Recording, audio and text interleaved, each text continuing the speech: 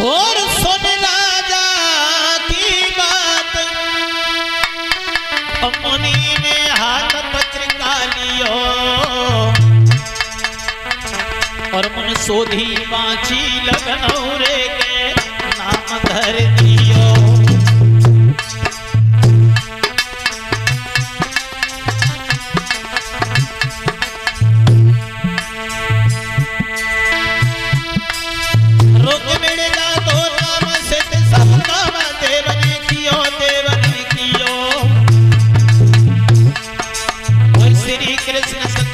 बचन दे दियो, ओ श्री कृष्ण संग प्याओ बचन दे दियो।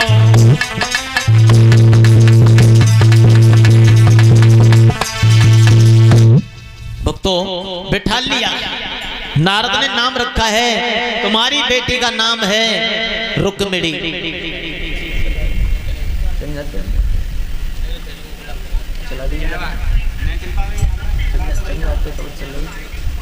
भक्तों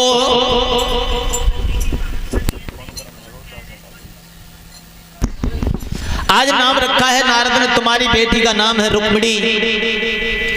और ये लड़की बहुत चतुर चालाक है, बड़े अच्छे इसके विचार हैं। और भगवान कृष्ण के साथ में तुम्हारी बेटी की शादी होगी, तुम्हारी बेटी का नाम रुक्मिणी है। जब ये सुना कि हमारी बेटी की शादी और भगवान कृष्ण के साथ होगी तो भीष्म की खुशी का पारा बार नहीं रहा।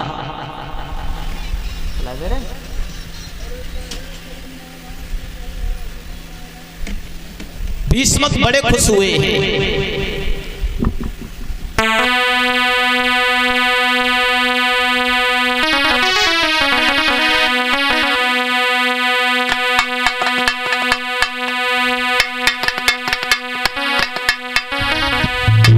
बड़े खुश हुए हैं।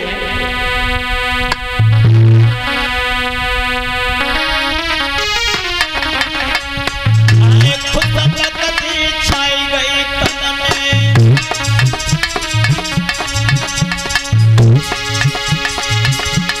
और छाई गई तन में, राजा खुशी भयो दिन में।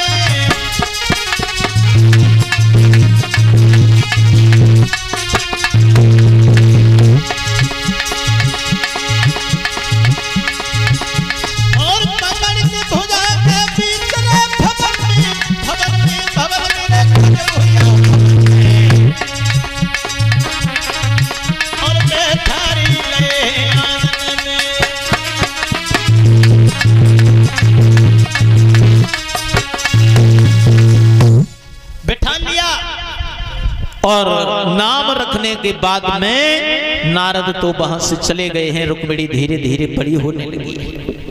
एक दिन कोई संत रुक्मिणी के द्वार पर होकर के जा रहे हैं। रुक्मिणी जब बड़ी होने लगी है और रुक्मिणी के द्वार पर कुछ गुनगुनाते गाते हुए जा रहे हैं कि ब्रजभूमि में हुआ है अवतार कन्हैया का और सौभाग्य है उन्हें हो दीदार कन्हैया का।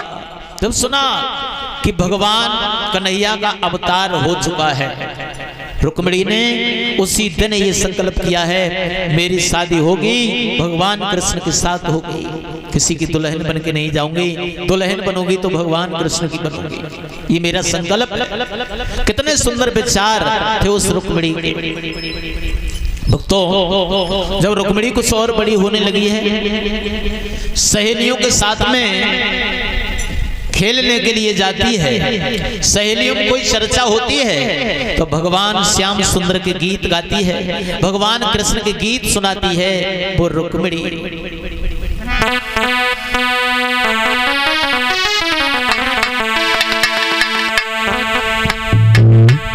कि सोचने लगी रुक्मिणी मन में और जीवन दिन व्यर्थ हो रहे हैं।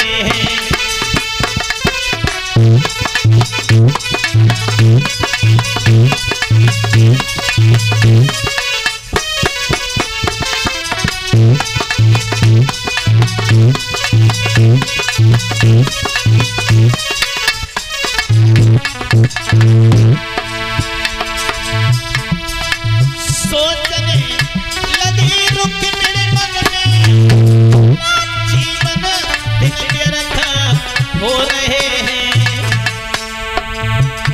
और माया इस जगह विराज रही और मायापति किधर सो रहे हैं।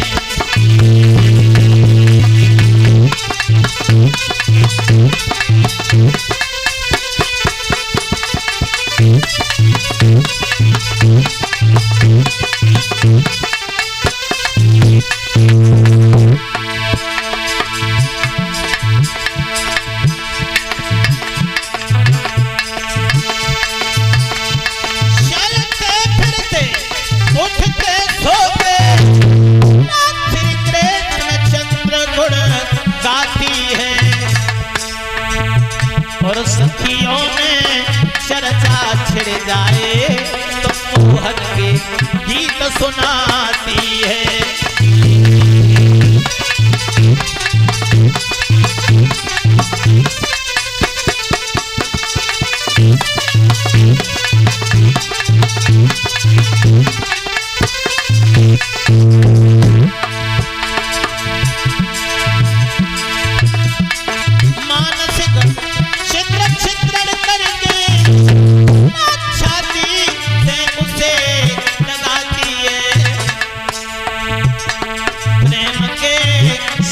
पूजन करके और केसर का तिलक चढ़ाती है।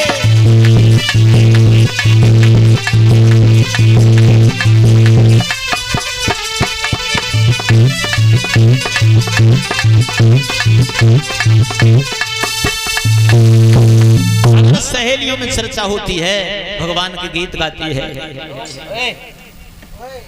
आवाज बड़ा बहुत डाउन आवाज। तो बड़ा बड़ा बड़ा तू बड़ा वंडी चल ना बड़ा वो यहां दर ले।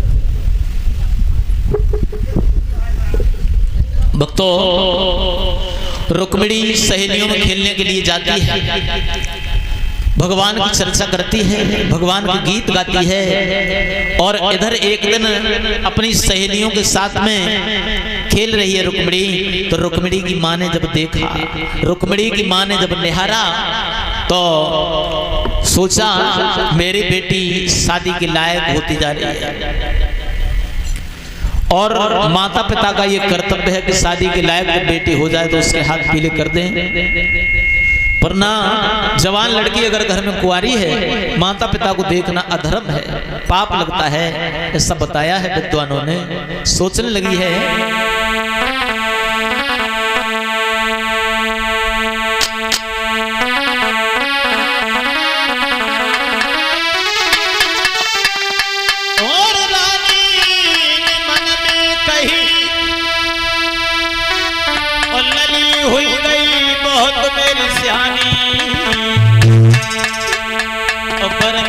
सुता हुई गई है लेके सोचे उठी महारानी।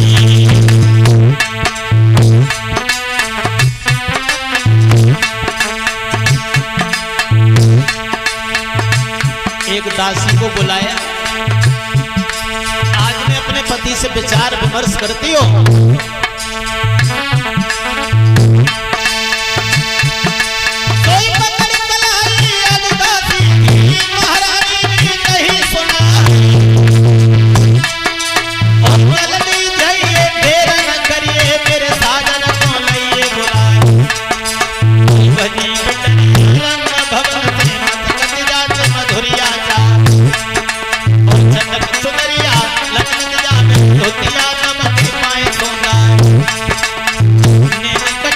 बड़े छवि गोरे हले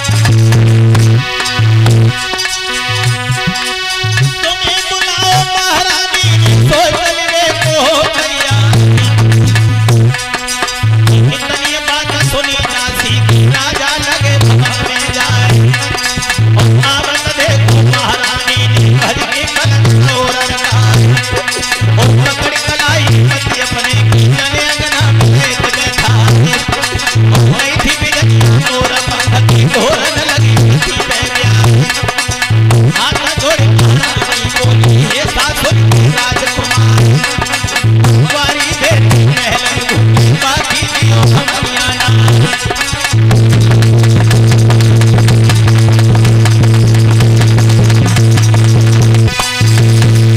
आज बुला लिया महारानी के कहने से वो दासी चली महाराज को बताया महाराज चले हैं महल में आए हैं और कहने लगे क्यों बुलाया तुमने हमें क्यों दरबार छोड़वा दिया तो उसी समय और दोनों हाथ जोड़ के महारानी कहने लगी है महाराज आपको मैंने इसलिए बुलाया है आपसे कुछ विचार विमर्श करना है बताओ क्या कहना चाहती हो तो बोली सुने राजा की बात तवही और रानी ने गिरा उचारी महल के बीच में घूम रही है बिटिया मेरी महल के बीच में घूम रही है बिटिया मेरी कुंवारी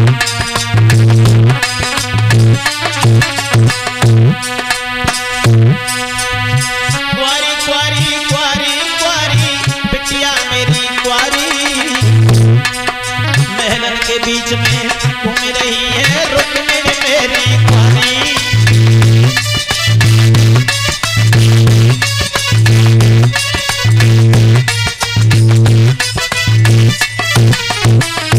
बोली महाराज मैंने आपको इसलिए बुलाया है हमारी बेटी है रुक्मिणी घर में सयानी हो चुकी है शादी के योग्य हो चुकी है और माता पिता का ये कर्तव्य है शादी के लायक बेटी हो जाए तो उसके हाथ पीले करते हैं बोली शादी करो लगी की प्रीतम भैया गिरा उचारी कुंवारी बेटी को देख पिता को पाप लगे भारी कुंवारी बेटी को देख पिता को पाप लगे भारी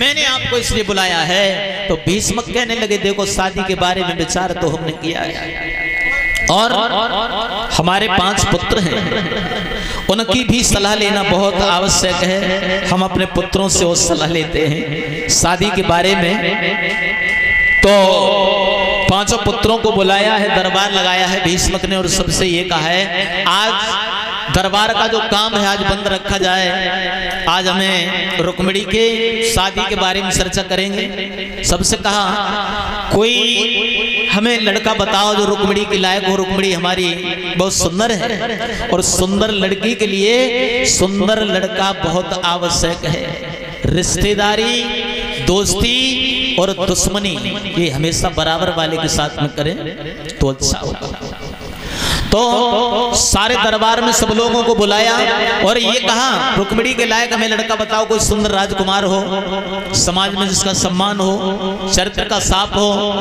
अच्छा कुल खानदान हो और हमारे दरबार में कोई छोटा बड़ा नहीं है सबको समान बोलने का अधिकार है तो सब अपनी अपनी राय देने लगे हैं कोई किसी को बता रहा है कोई किसी को बता रहा है एक उठ के खड़ा होता है उस राजकुमार के गुणों का वर्णन करता है दूसरा उठ के खड़ा हो जाता है उसके अवगुणों का वर्णन करने लगता है उसके अवगुणों को बताने लगता है सुबह से दोपहर हो गया कोई निर्णय नहीं निकला तो एक उठ के खड़ा हुआ जो भीष्म का छोटा बेटा था हाथ जोड़ के बोला पिताजी मैं भी कुछ कहूं हाँ कहो बेटा तुम भी कहो तो कहने लगा मेरी बहन के लिए भगवान कृष्ण बहुत सुंदर रहे मेरी तो इच्छा ये है भगवान कृष्ण के साथ मेरी बहन की शादी की जाए भीष्म बहुत खुश हो गए और कहने लगे बेटा अरे तुमने तो हमारे मोह की बात छीन ली यही इच्छा हमारी है हमारी बेटी की शादी भगवान कृष्ण के साथ हो और यही नारद ने बताया था फिर क्या है एक पत्र लिख दो द्वारकाधीश के लिए लेकिन बड़ा बेटा बैठा हुआ था रुक्म ने जो कन्हैया का नाम सुना आग बबूला हो गया पिताजी अरे उस कन्हैया का नाम मत लेना, वो कन्हैया मेरी बहन के साथ शादी नहीं कर सकता। क्यों बेटा इतने नाराज हो रहे हो? नाराज नहीं हो रहा पिताजी, हमसे पीछे उसे इस आंगन में बुला मत लेना। पता नहीं कितने बच्चे अनाथ हो जाएंगे, कितनी माताओं की गोदियां सुनी हो जाएंगी, कितने लोग मेरे हाथों से मारे जाएंगे। तो कहने लगे भीष्म बेटा तुम बताओ तुम्हारी क्या इच्छा है, तुम कहां अपनी बहन की शादी करना चाहते हो? और ये जो बातें दरबार में चल रही हैं शादी के बारे में, रुक्मिणी किसी कोना में बैठी सुन रही है छुप के। दरबार में कौन क्या कहता है? तो रुकुम कहने लगा पिताजी हमारी नजर में तो एक ही लड़का है जो हमारी बहन के लिए बहुत सुंदर रहेगा। भीष्म कहने लगे कौन है, कहां का रहने वाला है, कैसे खानदान का है? तो बोला रुकुम और सुने पिता के बेनरे के रुकुम आज समझा, सब राजन में से झुका करे नजरे हमारी आवे।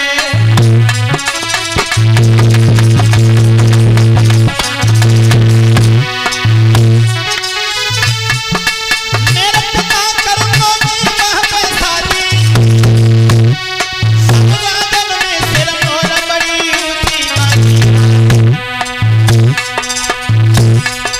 मेरी बहन दुल्हन बने के सालों दूल्हा बने, मेरी बहन दुल्हन बने के सालों दूल्हा बने।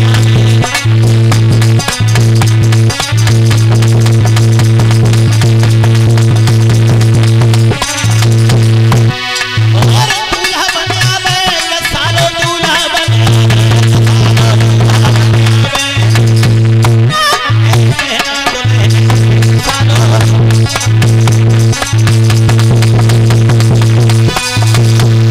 कहने लगा है रुकुम पिताजी मैं अपनी बहन की शादी करूंगा शिशुपाल के साथ में, जो चंदेरी नरेश दमघोष का पुत्र है।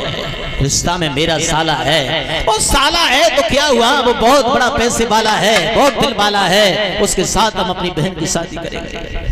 जो ये बात भीष्मक ने सुने तो भीष्मक खोपड़ी को पकड़ के बैठ गए और कहने लगे रुकुम तेरी बुद्धि खराब है, तू अपनी बहन की शादी शिशुपाल के साथ कर देगा।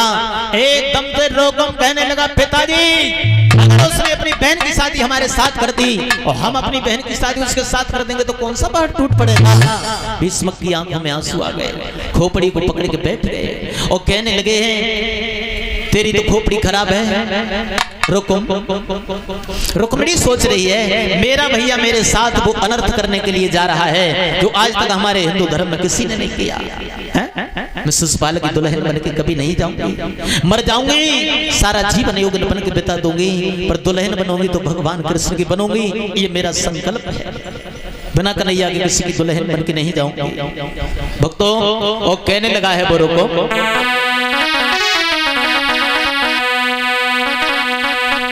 मेरे सामने ओ पागल ये चालें नहीं चल पाई,